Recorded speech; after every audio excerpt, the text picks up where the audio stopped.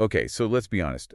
In today's world, it feels like tired all the time is like the normal setting, right? Yeah. And if you're looking for ways to figure out like how to actually deal with that and combat that persistent fatigue, I think this deep dive is definitely for you. For sure. We are going deep into a video essay that's packed with science, and then also this really unique interactive visual novel about chronic fatigue syndrome. Yeah. And our mission with this is to help you move beyond just knowing you're tired to actually having like real tangible strategies that work. Mm-hmm.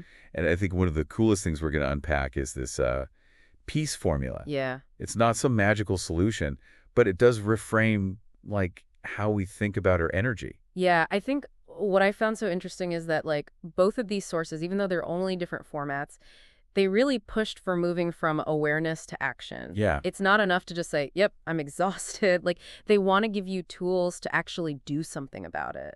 totally. And to set the stage here, these sources hit us with some pretty eye-opening stats about how common fatigue is. Yeah. Globally, we're talking 1 in 5 adults are dealing with fatigue for like 6 months or more. Wow. And that's not even always like linked to a medical condition. Mm-hmm. In the US, it's almost half the population feeling sleepy multiple days a week. It's a lot. And in the UK, there's an acronym they use, TAT. TAT. Tired all the time. Yeah. TAT has a kind of a depressing ring to it, doesn't it? Yeah, it does. But what's key is that not all fatigue is created equal, right? Yeah. You've got the physical kind we all know, working out, being active, that sort of thing. Yeah. Then there's seasonal fatigue that can hit when it's like darker and colder. Mhm. But what really stood out to me and what the sources really focus on is mental and emotional fatigue. Right. That feeling of being droned or even foggy-headed no matter how much you sleep. Yeah, that hits home for sure. Yeah. And they make this really interesting comparison to life about a century ago. Okay. Back then, people were physically wiped out. Mm-hmm. But mentally, it was simpler. Yeah. There was less information to process and fewer decisions to make, like every single minute. Right. Makes you wonder if our brains are just overloaded now. I know. It's like we traded physical exhaustion for mental exhaustion. Yeah. We wake up to alarms, not the sunrise. Right.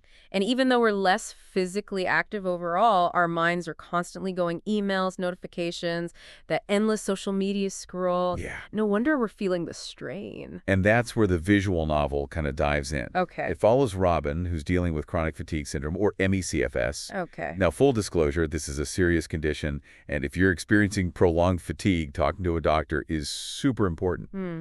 But what's fascinating is how Robin's story, even though it's fictional, gives us this powerful way to think about, like, energy management. Exact. And it's not just for people with ME/CFS either. The Right. game uses this thing called the spoon theory, where Yeah. you have a limited number of spoons Oh, I like this. to represent your daily energy. I like this a lot. And every activity, like showering, working, even hanging out with friends, Yeah, it costs you spoons. I love this idea. It makes you really think about how you're using your energy and maybe where those spoons are disappearing to without you even realizing it. For sure. Yeah. It's not just a metaphor either. The No, video essay that we dug into actually explains the science behind why we feel so droned. Okay. And it ties in directly with that spoon theory. Oh, cool. Basically, all the information and decisions that we're bombarded with constantly, it overstimulates glutamate.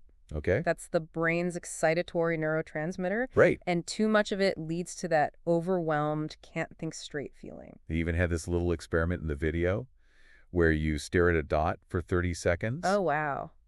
And it sounds easy, but our brains crave stimulation so much, it's actually tough to do. Interesting. It really brings the science to life. Yeah. Yeah. And then there's adenosine, the fatigue signal. Okay. It builds up throughout the day, basically telling us to rest. But what do Yeah. most of us do? We reach for the coffee. Oh, coffee, your frenemy. Right. Yeah. It's more than just a pick-me-up, though. Right. Coffee actually blocks adenosine, so it's like hitting the snooze button on your fatigue. Okay. But the problem is it's when the caffeine wears off, all that built-up adenosine hits you at once, Ooh. which is why we crash in the afternoon. And then there's the big one, at least for me, stress. Yeah, Our modern lives feel like a constant stress marathon. totally. And the video explains how that ties into fatigue on a biological level. Yeah, right. When we're stressed, our bodies pump out cortisol, the fight-or-flight hormone. Yeah. Short bursts are fine, but being chronically stressed means your cortisol levels stay high. Right. And that's how you end up feeling tired but wired, exhausted but unable to switch off. Yeah. Okay. So we've got glutamate overload, adenosine buildup.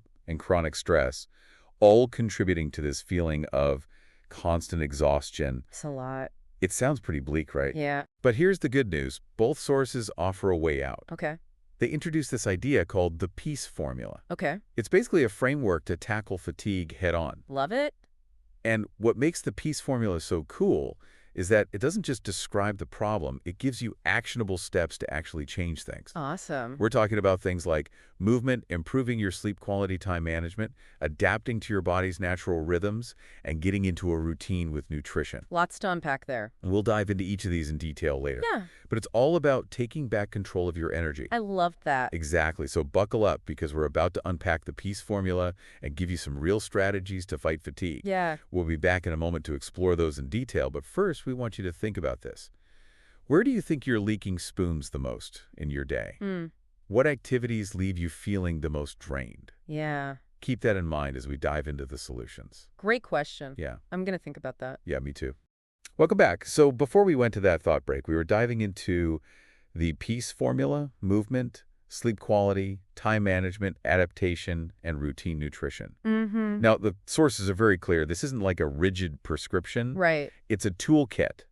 You pick and choose what works for your life. Totally. And I think what's so powerful about peace is that it acknowledges like how different we all are. Yeah. There's no one-size-fits-all solution to fatigue. Yeah. It's about understanding your own patterns, your triggers, and like experimenting to find what truly helps you recharge. Absolutely. So let's break down each element of peace. Okay. Starting with movement. Okay. I know when you're exhausted, exercise is like the last thing on your mind. Right.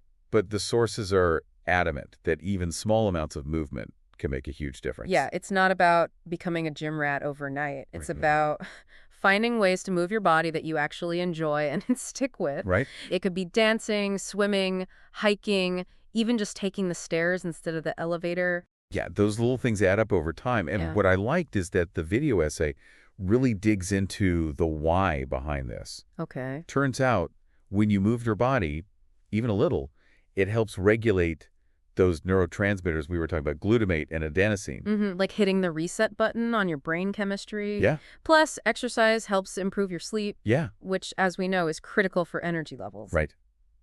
And speaking of sleep, that's our next stop in the peace formula. Sleep quality. Okay, so we're not just talking about getting enough hours, right? Right. Because I can sleep for 8 hours and still wake up feeling like a zombie. Exactly. It's about the quality of your sleep. Yeah, And a big part of that is getting your circadian rhythm in sync. right, That's your body's natural sleep-wake cycle. right.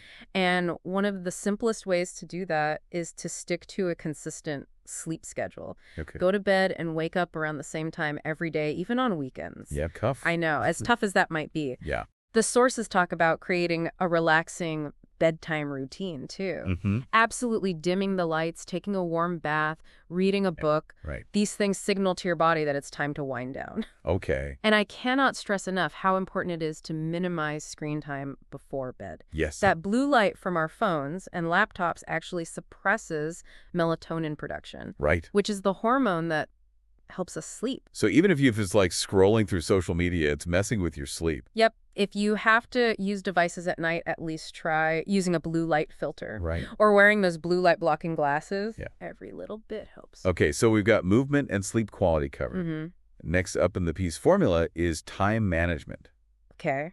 And full disclosure, this is something I struggle with. Yeah. My to-do list feels like it never ends. It's the worst. I know, but the sources make a strong case for how better time management can actually boost your energy. It really can. It's about working smarter, not harder. Right.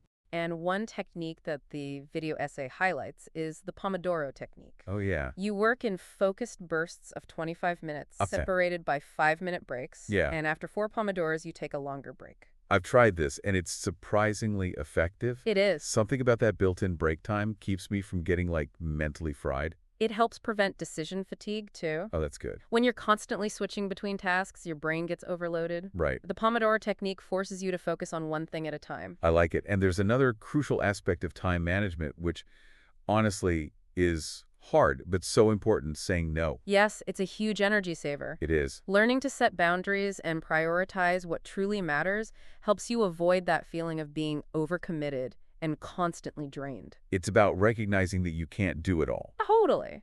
Now let's move on to the A in peace adaptation. Okay. This one is all about working with your body's natural rhythms. Right, we all have different chronotypes, Right.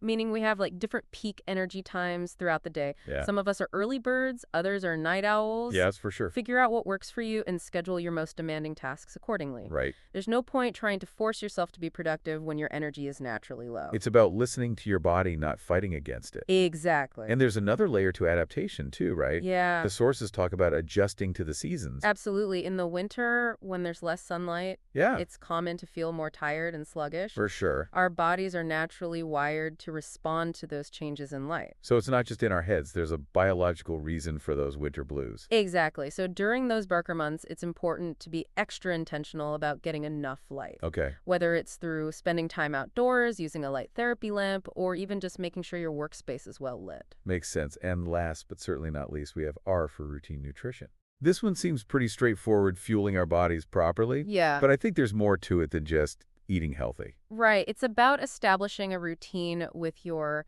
meals and snacks to keep your energy levels stable throughout the day. Okay. A big part of that is balancing your blood sugar. Yeah.